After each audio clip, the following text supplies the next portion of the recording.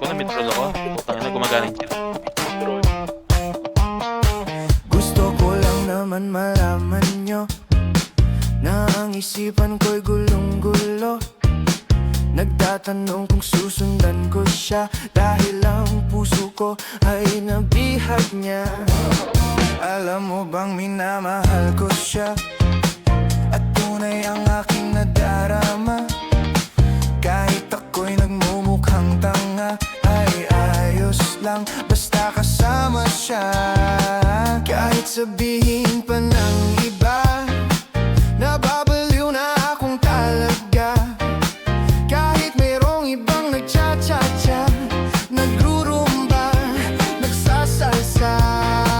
Pwedeng sabihin nyo to sa kanya, ang puso ko'y nahihirapan na. Ano pa ba ang pwede kong gawin na uubra upang maakit siya?